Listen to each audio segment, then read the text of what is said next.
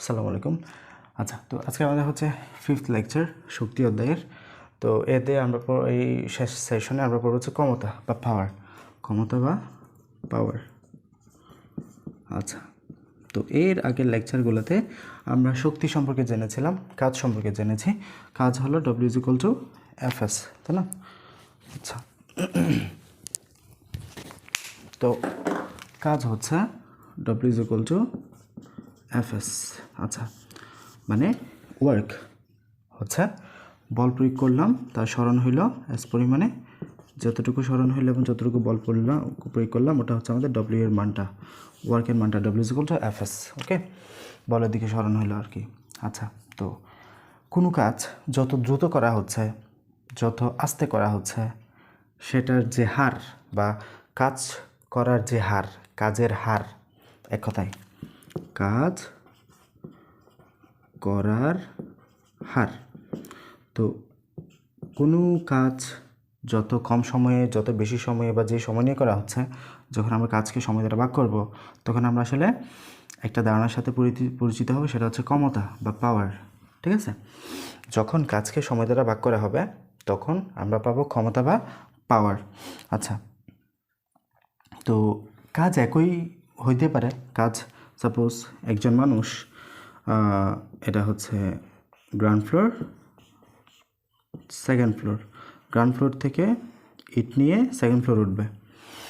তো এনারা উভয়ের বর হচ্ছে 10 কেজি, মানে যে ইটটা তুলবে সেটা হচ্ছে 10 কেজি, এবং তাদের মানুষের বড়ও সেম, উচ্চতাও সেম, এবং কথা হচ্ছে ওনাদের কাজের জন্য যে স্মরণ ওটার ভ্যালু সেম।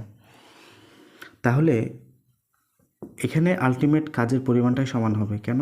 W=Fs সূত্রে এফ এর মানুষ সেম, এস এর মানুষ সেম হচ্ছে, তার মানে ডব্লিউ এর পরিমাণটা বা কাজের পরিমাণটা সমান হবে দুজনের ক্ষেত্রেই। তবে এ ব্যক্তি যদি এই কাজটা, একই পরিমাণ কাজটা 1 মিনিটে করে, বি একটা ব্যক্তি যদি ওই একই কাজটা 2 মিনিটে করে, আমরা বলবো কে বেশি দক্ষ? নিশ্চয়ই 1 মিনিটে যে করেছে, কম সময়ে যে করেছে এ ব্যক্তি, তাকে আমরা বেশি দক্ষ বলবো। বিজ্ঞানের ভাষায় আমরা এটা বলবো ক্ষমতা। ঠিক আছে? কে দ্রুত কাজটা করেছে, কে দ্রুত কাজটা করেছে, বিজ্ঞানের ভাষায় আমরা বলবো এটা ক্ষমতা। তাহলে আমরা কীভাবে এটা আইডেন্টিফাই করছি এটা ক্ষমতা? আসলে আমার কাজের পরিমাণটা একই, ভ্যালুটা সেম, তবে সময় এর সাপেক্ষে আমরা বলতেছি কে দক্ষ আর কে অদক্ষ, কিংবা কার ক্ষমতা বেশি বা কম। যে কম সময় করেছে তার ক্ষমতা বেশি, যে বেশি সময় করেছে তার ক্ষমতা কম। তার মানে সময় কম হলে পাওয়ার বেশি, তার মানে ব্যস্তানুপাতিক সম্পর্ক, পি সমানুপাতিক 1/t। সময় বেশি হলে পাওয়ার বেশি বা ক্ষমতা বেশি, সময় কম হলে পাওয়ার বেশি, সময় কম হলে পাওয়ার বা শক্তির পরিমাণটা বেশি, এবং সময় বেশি হলে পাওয়ারটা কম হচ্ছে, তাই না? তো এক্ষেত্রে আমরা যেটা পাবো সেটা হচ্ছে পি, বা আমরা যদি লিখি ক্ষমতা, পাওয়ার বা ক্ষমতা = কাজ বাই সময়। ঠিক আছে? কাজের পরিমাণ হচ্ছে, আমরা এটাও লিখতে পারি কাজের পরিমাপটা হচ্ছে শক্তি, তো শক্তি বাই সময়। ঠিক আছে? শক্তি বাই সময়, এটা হচ্ছে আমাদের পাওয়ার বা ক্ষমতা। তো এখানে যদি আমরা ক্ষমতাকে একটু পাওয়ার বলি, পি বলি, কাজ হলো ডব্লিউ, সময় হচ্ছে টি, এই সূত্রটা আমরা পাবো P=W/T। এখান থেকেই ক্ষমতার যে কনসেপ্ট, এখান থেকে P=W/T আমরা পাবো। এখানে দেখতে পাচ্ছি পাওয়ার বা ক্ষমতার সাথে ওয়ার্ক বা কাজের সমানুপাতিক সম্পর্ক, কাজ বাড়লে পাওয়ার বাড়বে। একই সাথে সময়ের ব্যস্তানুপাতিক সম্পর্ক, মানে সময় বাড়লে কাজটা কমবে, সময় কমলে পাওয়ার বা ক্ষমতা বাড়বে, সময় বাড়লে ক্ষমতা কমবে, ব্যস্তানুপাতিক সম্পর্ক দেখতে পাচ্ছি। সেই জন্য যে 1 মিনিটে কাজ করেছে তার পাওয়ার বেশি আমরা বলবো। আচ্ছা, তো এটা গেল আমাদের কাজ বা শক্তি সম্পর্কে। এছাড়া আমরা কাজের এককটা কি দিলে, কাজের একক হচ্ছে ওয়াট। ঠিক আছে? কাজের একক হচ্ছে, ক্ষমতার একক কি? ক্ষমতার একক হচ্ছে ওয়াট, ক্ষমতার একক হচ্ছে ওয়াট। তো আমরা বাজারে যে বাল্ব দেখতে পাই, বাজারে যে বাল্বগুলো দেখি, এত ওয়াট, এগুলো আসলে কি বোঝায়? এগুলো হচ্ছে সাপোজ 60 ওয়াট। 60 ওয়াট মানে বোঝাচ্ছে এই বাল্বটা প্রতি সেকেন্ডে 60 জুল কাজ করতে সক্ষম। এই যে তাহলে এটা হচ্ছে পি ইজ ইকুয়াল টু ডব্লিউ/টি এর কী দেওয়া আছে, পি এর ভ্যালু দেওয়া আছে কত, 60।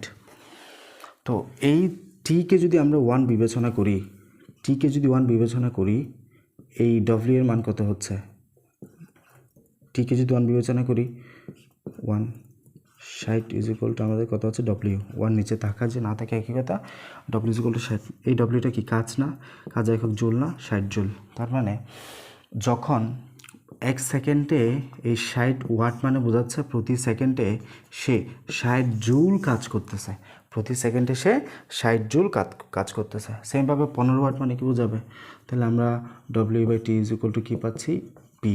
এখানে টি এর ভ্যালু যদি আমরা 1 ধরি, মানে প্রতি সেকেন্ডে বলতেছি না, প্রতি মানে 1 সেকেন্ডে, তো এই ক্ষেত্রে W/1 second is equal two P এর ভ্যালু কত বলতেছে 15 ওয়াট, 15 ওয়াটের একটা বাল্ব।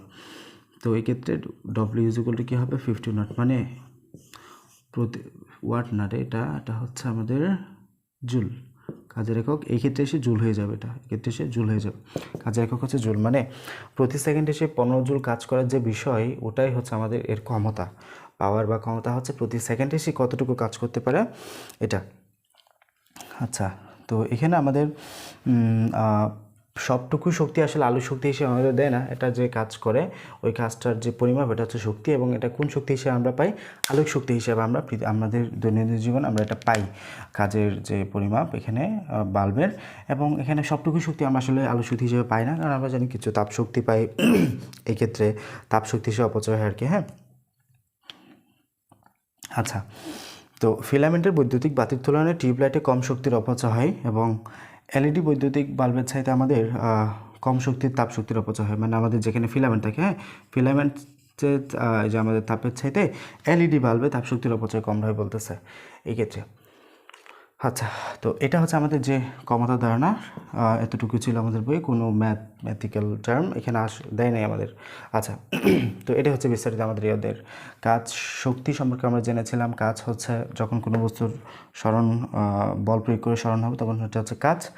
কাজের মতোই হচ্ছে শক্তি, শক্তি হচ্ছে কাজের পরিমাপটা, শক্তির একক হচ্ছে জুল।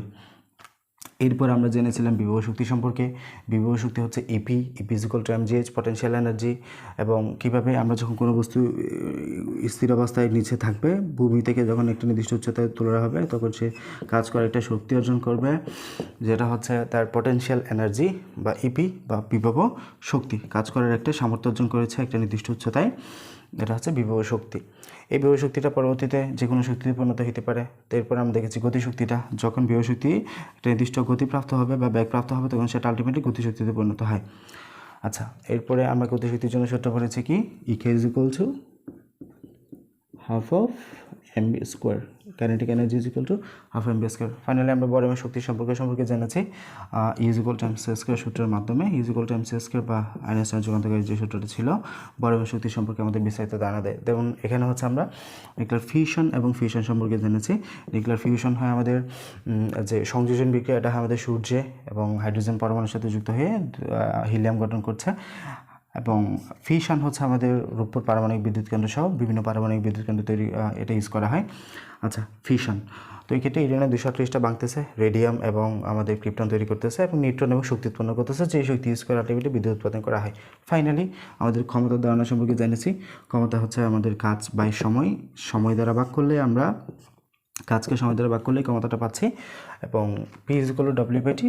দেন আমরা এর একক জানি হচ্ছে ওয়াট, ক্ষমতার একক হচ্ছে ওয়াট, এবং আমরা উদাহরণ দিয়ে পড়েছি একটা বাল্বের ক্ষেত্রে 60 ওয়াট বাল্ব বলতে বোঝায় প্রতি সেকেন্ডে এসে 60 জুল কাজ করতে সক্ষম। তো আমাদের অধ্যায় যতটুকুই। আসসালামু আলাইকুম।